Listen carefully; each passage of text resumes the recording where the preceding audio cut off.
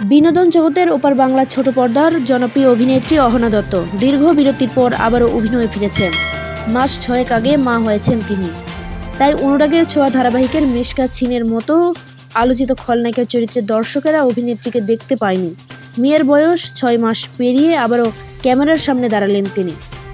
ইতিমধ্যেই তার নতুন ধারাবাহিক তারে ধরি ধরি মনে করি এর প্রোমো মুক্তি পেয়েছে। তবে এবার তার চরিত্রটি কেমন হবে সে কৌতূহল ছিল দর্শকের মনে। তাই প্রশ্ন উঠেছে, আবারও কি অহনাকে কোনো নেতিবাচক চরিত্রে দেখা যাবে? সম্প্রতি এক সাক্ষাৎকারে অহনা দত্ত বলেন, সত্যি কথা বলতে এখন পর্যন্ত যা শ্যুট করেছি তাতে তেমন কিছু মনে হয়নি। চরিত্রটি সম্পর্কে ভালো করে ব্রিফিং নেই আমার কাছে। আরও কয়েকদিন গেলে বিষয়টি পরিষ্কার হবে। অভিনেত্রী বলেন, মুখ্য চরিত্র না হলে ধারাবাহিক করব না, এমন কখনো ভাবিনি। তাছাড়া নায়িকাদের অনেক চাপ থাকে, মেয়েকে রেখে এত চাপ আমি হয়তো নিতে পারবো না। তাই অনেক ভেবেই সিদ্ধান্ত নিয়েছি, একটা নির্দিষ্ট সময় আমাকে বাড়ি ফিরতে হবে। অহনা দত্ত বলে, নায়িকা হওয়ার লালসা আমার নেই, আমি অভিনেত্রী হতে চাই, নায়িকা নয়। নাম ভূমিকা নিয়ে আমার কোনো লালসা নেই।